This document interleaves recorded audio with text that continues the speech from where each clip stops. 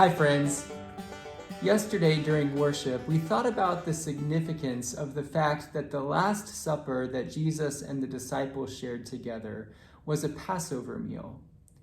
The Passover celebrates God's mighty acts of salvation through Moses and the Exodus, which delivered the Hebrew people out of their slavery in Egypt. Before Pharaoh agreed to let the Hebrew people go, he had to be convinced. So God sent 10 plagues to do the job. They were blood, frogs, gnats, flies, cattle disease, boils, hail, locusts, darkness, and death of the firstborn.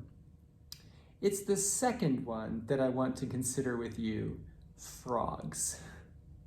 God sends an army of frogs. In Exodus 8:3-4, it says, "The Nile will swarm with frogs. They'll come up into your houses, into your bedrooms, and into your beds, into your servants' quarters, among the people, into your ovens and pots and pans. They'll be all over you, all over everyone, frogs everywhere, on and in everything." Now, when you picture these frogs, know that we're not talking about the cute, friendly kind. We're not talking about the delicious kind. We're talking about the ugly, stinky kind. Think about how disruptive that must have been. Frogs in your bed, frogs in your food, frogs everywhere. The frogs are out of control. And one author puts it like this: Pharaoh can't even back his chariot out of the garage without killing 100 frogs. His pizza is covered with frogs. If his home is anything like mine, his wife and oldest daughter have been standing on chairs screaming ever since the plague began. And his youngest daughter has run out of jars in which to collect and accidentally suffocate them. Frogs are everywhere. So Moses has Pharaoh's attention, and Pharaoh asks Moses to say a frog removal prayer. And Moses replies with exaggerated courtesy. This is Exodus 8:9. "Certainly, set the time. When do you want the frogs out of here, away from your servants and people and out of your houses? You'll be rid of frogs except for those in the Nile." And then Pharaoh answers in Exodus 8:10, "Make it tomorrow."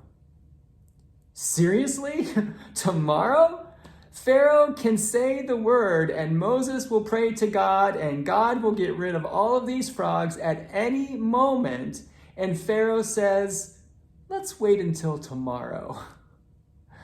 Why in the world doesn't he do it right away? Well, most likely it's because Pharaoh doesn't want things to change. He knows that if he gets rid of the frogs by agreeing to free the Hebrew people, he will lose his labor force. And he's not quite ready for that. And so he gives it one more day.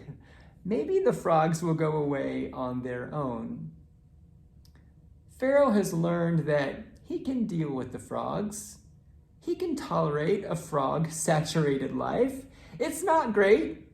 There's not much joy in it, but he can survive.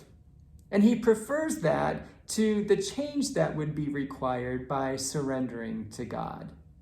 And so he says, "I'll try another night with the frogs." Pharaoh is not the only one who settles for another night with the frogs. We often do the same thing.